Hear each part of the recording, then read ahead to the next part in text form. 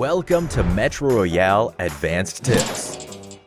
Other than your equipment, your position is also key to determining the outcome of your fight.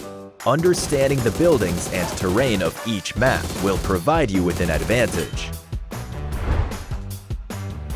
Each of the 4 Metro Royale maps have unique environmental features. Frontline Confrontation features a mostly flat terrain, with items such as haystacks and trees in the wild that can be used as cover when exploring the map. They can also be used to ambush enemies.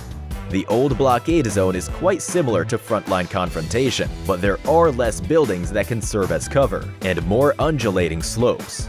The height difference of the slopes can be used to your advantage, like having a good vantage point for a strategic attack.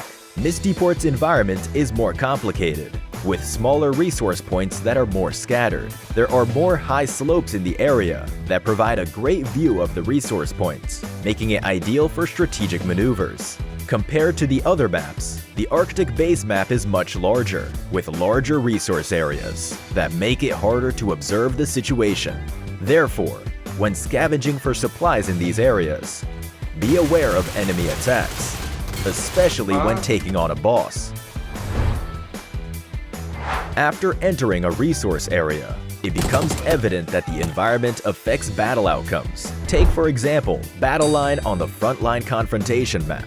The buildings have 2 levels with tight interiors, with only one way up to the second level. It's easy to guard, but hard to attack. Simply charging in is not a wise strategy. The best way is to use a throwable to force the enemy off the second floor. But this strategy cannot be used for the base at the old blockade zone. While both floors also have tight interiors, the top floor where the boss is located is very spacious, so the throwable strategy will not work. As such, when facing enemies on the top floor at the base, it's not wise to attack unless you're very confident. It might be better to wait for the enemy to leave the area, or head to a higher vantage point to snipe them. As the subway connects multiple resource areas, the subway route is also a key battleground. For example, there are only 2 entrances from the old blockade zone to the radiation zone, and they are connected by one railway. Players who are heading towards the radiation zone or leaving it will need to use this railway. This is why battles often occur here. As long as you can make use of the environment, you're likely to find a lot of loot. But if it's like the radiation zone in the Arctic base, where there are multiple exits, then you might be better off not strategizing too much here, as you might be wasting your efforts. Aside from ambushes in the subway, there are multiple positions that can be advantageous. These locations include fixed boss spawns, staircases, and the entrances and exits of the radiation zone.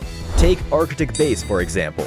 You can lay and wait at the main entrance of Missile Silo or near the exit inside the subway. With the amount of resources available, people are bound to enter and exit, making it the perfect place to employ an ambush strategy. Also, take note of the boss's spawn location. There may be other players coming to challenge the boss. If you hear intense gunfire, that should mean other players are tackling the boss. A surprise attack at this moment might achieve unexpected results. Also, don't ignore those unassuming staircases. You're likely more vulnerable when going up the stairs, and cannot effectively fend off attacks from above. It's best to observe the area before you head up the stairs. Of course, you can still make use of these positions to deal fatal blows to the enemy. If tactical use of terrain is not your style, you can instead choose to attack from more advantageous positions. For example, launch silo in the radiation zone of Arctic Base. The area offers no cover for the supply crates around. Players must expose themselves if they wish to open the crates. So if you hear gunfire at launch silo, that's when you can launch your attack. That's all for this guide on environmental combat. Head to Metro Royale now to put these tips to the test.